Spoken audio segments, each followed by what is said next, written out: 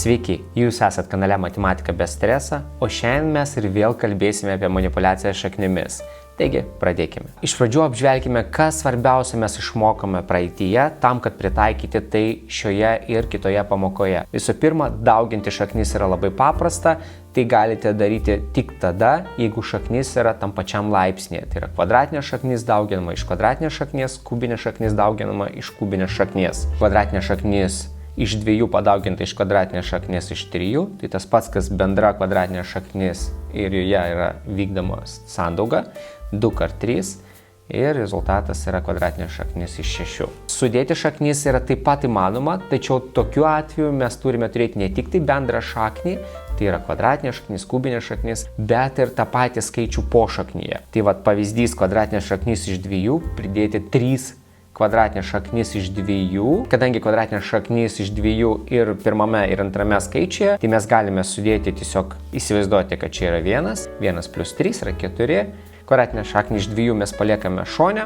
sudedame 1 plus 3, gaunasi 4 ir padauginame tai iš kvadratinės šaknies, mūsų rezultatas 4 padauginti iš kvadratinės šaknies iš 2. Tačiau negalime to paties padaryti, jeigu pošaknyje yra visai kitoks skaičius. Taip pat niekada negalėsime pridėti kvadratinės šaknies iš 2 prie kubinės šaknies iš 3. Tai reikia atsiminti, tai yra svarbiausia. Dabar pereikime prie realių pratimų. Kaip jau minėjau, sudėti, taip pat ir atimti galime tik tuo atveju, kai pošaknyje yra tas pats skaičius ir šaknis yra to pačio laipsnio. Pažiūrėkime mūsų pirmą pratimą. Kvadratinė šaknis iš 2, kvadratinė šaknis labai svarbu, iš 2 atimti 3 ir kvadratinė šaknis iš 32. Iš pradžių išspręskime, kaip mes galėtume iš antro skaičiaus išgauti tą pačią kvadratinę šaknį iš 2, kad abu skaičiai turėtų tą patį šaknį su tuo pačiu skaičiu pošaknyje. 332 kvadratinė šaknyje galime įsivaizduoti, kad yra 3. Pošaknyje galėtų būti 302, tai reiškia 2, mums reikia to dvejeto pošaknyje, tai 302 padalinti iš 2 yra 16. Kadangi jau turim tokį, išrašykime tai detaliau, padauginti iš kvadratinės šaknies iš 2 ir padaugime iš 16,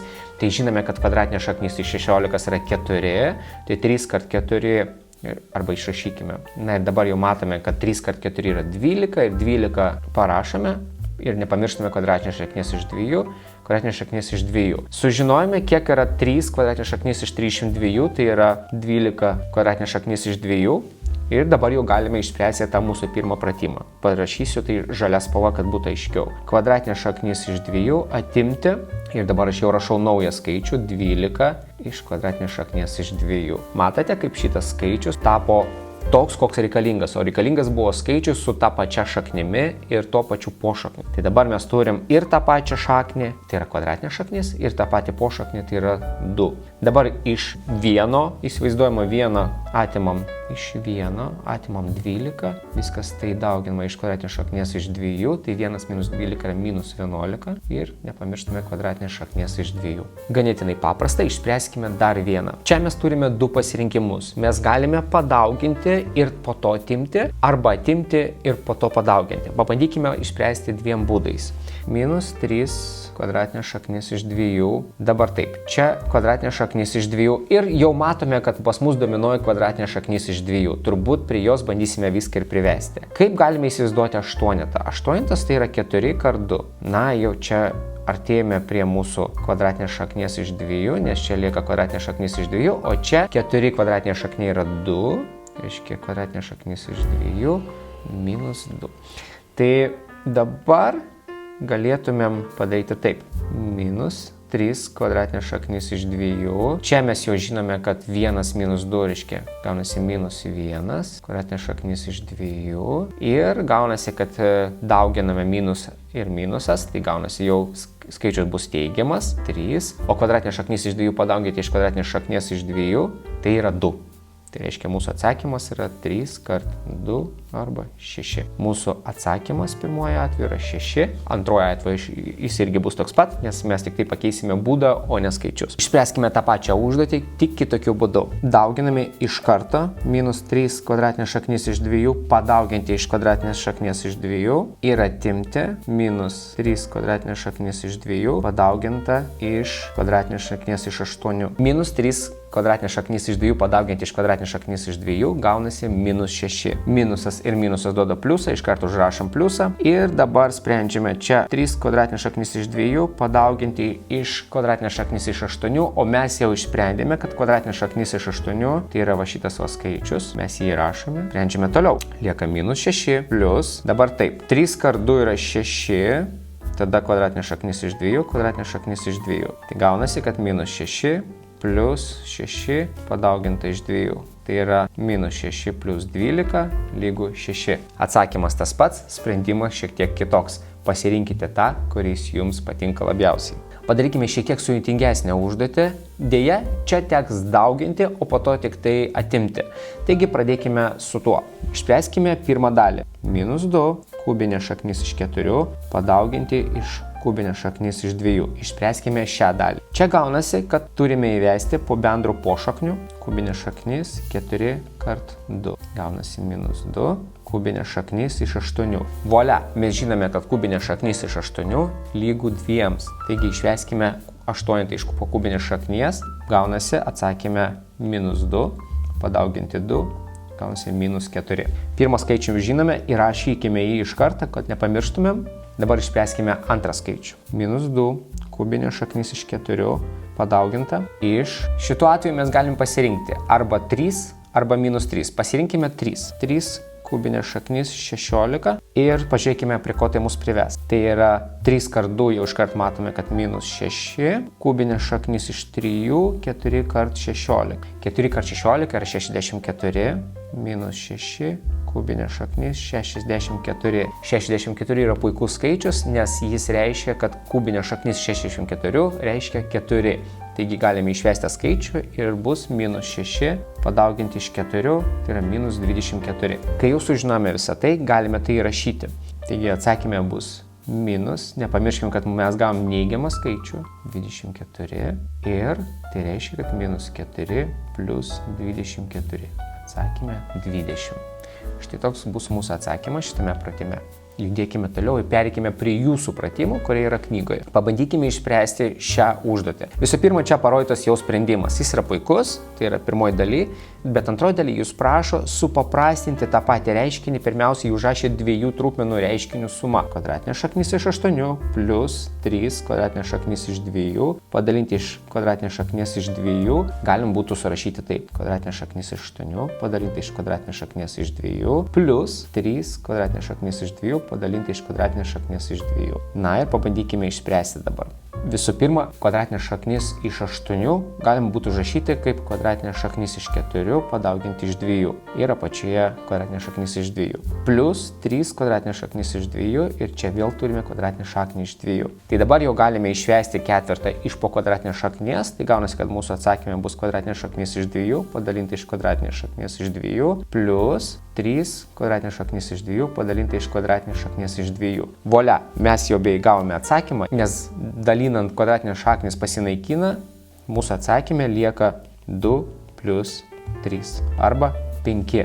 Kaip matote, mūsų atsakymas sutapo. Šis būdas yra šiek tiek kitoks, jį galite naudoti ir čia yra klausimas, kuris būdas jums yra aiškesnis, patogesnis ir kodėl. Kiekvienas turi apsispręsti, vieniems žmonėms lengviau viską išspręsti ir po to padalinti, kitiems tai patogiau daryti atskirai. Pasirinkite, kaip yra patogiausia jums. Pabandykime išspręsti dar vieną užduotį.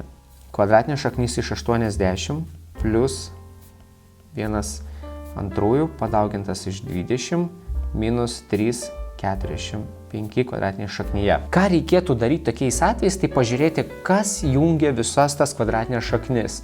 Greičiausiai kažkoks skaičius galėtų būti tas pats po šaknyje, kadangi tai yra kvadratinės šaknys, jūs visas to paties laipsnio šaknys, jūs galėsite įvykdyti kažkokias tai matematinės manipulacijas. Pažiūrėkime. Mano manimu, žiūrėdamas į tos skaičius, aš matau, kad penketas yra dominuojantis, nes pavyzdžiui, kvadratinės šaknys iš 80 būtų lygiai kvadratinės šaknys iš 5 padauginti iš 16. O mano 16, tai tarkim, išrašykime taip, 5 ir padauginti iš 16. O kvadratinės šaknys iš 16 tai yra 4, todėl aš galėčiau užrašyti šitą sprendimą taip. Dabar pažiūrėkime, tarkim, 20. Kvadratinės šaknis iš 20 galėtume išrašyti ją kaip 5 kart 4.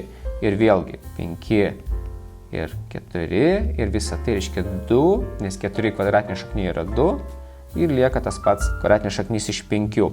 Na ir paskutiniam tai yra 3/405 kvadratinė šaknyje. Išrašykime tai kaip 5 padauginti iš 9. Tai yra 3/5 padauginti iš kvadratinės šaknies iš 9. Kvadratinė šaknis iš 9 yra 3, tai 3 × 3 = 9. Kvadratinė šaknis iš 5. Štai mes gavome visus skaičius. Nepamirškime, kad čia dar yra 1/2, bet tai nėra esmė. Esmė tame, kad visas kvadratinės šaknis mes privedėm prie to paties pošaknio, kas leidžia mums dabar juos sudėti, atimti ir įvykdyti įvairias matematinės manipulacijas. Taigi tai padarykime. Visų pirma, surašykime, kasgi pas mus gavas.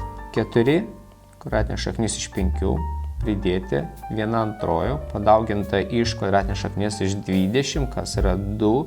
5 kvadratinė šaknyje ir atimti 3/405 kvadratinė šaknyje, kas yra 9 ir kvadratinė šaknis iš 5. Dabar, kai surašėme, prasivalykime ir išspręskime šitą užduotį. Visų pirma, matome, kad čia yra 2 ir dalinama iš 2, tai lieka vienetas. Užrašykime, kas lieka.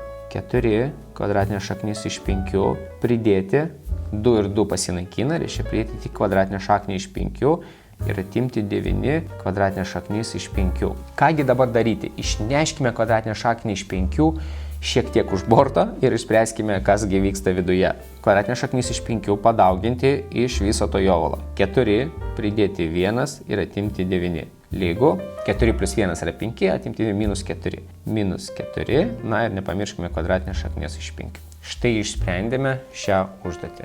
Judėkime prie kitos, nes B variantas yra labai panašus ir tą jūs galėsite atlikti pamokoje su mokytoja arba namuose. Čia pasirinksime tik vieną, tam, kad padėti jums išspręsti, bet iš esmės tai yra lygiai tas pats, ką mes jau darėme prieš tai. Taigi padarykime. Paimkime pirmą. Kvadratinė šaknis iš 20, pridėti kvadratinę šaknis iš 5, padalinti iš kvadratinės šaknies iš 5.